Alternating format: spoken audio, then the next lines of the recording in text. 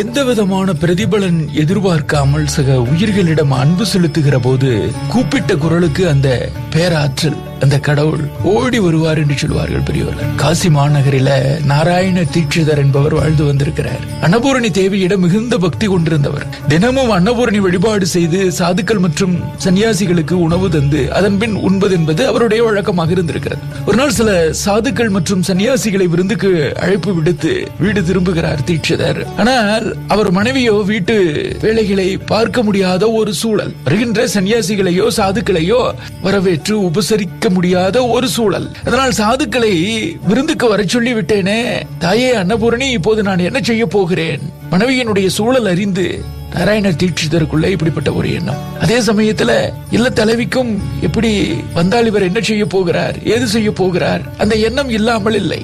அந்த எண்ணத்தோடு அப்படியே அவர் வாசலில் அமர்ந்திருக்கிறார். அப்போது அவருடைய எதிரில தெய்வாம்சம் பொருந்திய பெண் ஒருவர் வருகிறார்கள். இப்ப அந்த பெண்ணை பார்த்ததுமே மனம் சிலிர்க்க தன்னை அறியாமல் கைகூப்பி விடுகிறார் தீட்சிதர். அவர் முகத்துல ஓடிய கவலைகளை கவனித்த அந்த பெண்மணி, தீட்சிதரே ஏன் தங்கள் முகம் வாடி இருக்கிறது அப்படி கேட்டிருக்கிறார்கள். தீட்சிதர் சொல்லி இருக்கிறார், சாதுக்கள் மற்றும் சன்னியாசிகளை விருந்துக்கு அழைப்பு விடுத்து விட்டேன். ஆனால் இல்ல தலைவி அவர்களை உபசரிக்க முடியாத சூழலிலே இருக்கிறார்கள்.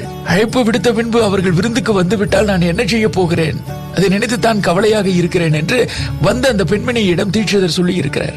உடனே அந்த பெண்மணி, கவலை வேண்டாம், உங்களுக்கு சம்மதம் என்றால் நான் சமைக்கட்டுமா அப்படி கேட்டிருக்கிறார்கள்.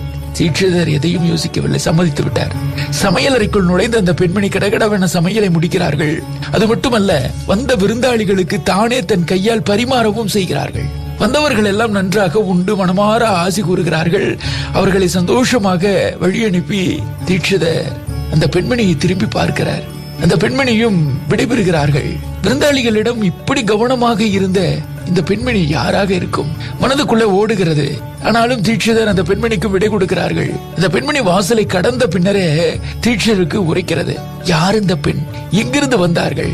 சரி விடைபெறுகிறேன் என்று சொல்லுகிற பொழுது சரி என்று சொல்லிவிட்டோமே, சாப்பிட்டு போ என்று கூட சொல்லவில்லையே, என்ன மனம் நம் மனம். நினைத்தவர் சட்டென வெளியே ஓடி வந்து வீதியின் இருபுறமும் தேடுகிறார். அந்த பெண்மணி சென்ற வழியே தெரியவில்லை. அன்றிரவு தீட்சிதர் கனவிலே வந்த அன்னை அன்னபூரணி, தீட்சிதரே நான் தான் அன்னபூரணி, உங்கள் வீட்டில சமைத்து பரிமாறியவளும் நானே. உங்கள் வீட்டிலிருந்து திரும்பி வருகிற போது என் புல்லாக்கு உங்கள் வாசலின் கிழக்கு திண்ணையில விழுந்து விட்டது.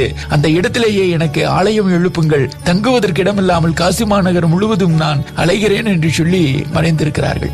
கனவு கலைந்து எழுந்த தீட்சிதர் வாசலை நோக்கி ஓடி இருக்கிறார். அங்கே கிழக்கு திண்ணையில அம்பிகை சொன்னபடியே ஒரு புல்லாக்கு ஒளி வீசி ஜொலித்துக் கொண்டிருந்திருக்கிறது. அன்னபூரணி கனவில் சொன்னபடியே அந்த இடத்திலேயே அன்னபூரணிக்கு ஆலயம் எழுப்பப்பட்டதாம். காசியில அன்னபூரணிக்கு எழுப்பப்பட்ட இரண்டாவது ஆலயம் இந்த ஆலயம் என்று நமக்கு பெரியோர்கள் சொல்லி இருக்கிறார்கள். என்ன விஷயம்? நம்முடைய மனம் தூய்மை பெற்றிருந்தால் அந்த தூய்மையான மனதுக்கு எப்பவாவது எதிர்பாராத இடர்பாடுகள் வருகிற பொழுது அந்த இடர்பாடுகளை களைவதற்கென்றே யாரோ ஒருவர் வருவார். வந்தவர் சாட்சாத் வேறு யாரோ அல்ல, அந்த பேராற்றலே. நம்பிக்கை கொள்வோம்.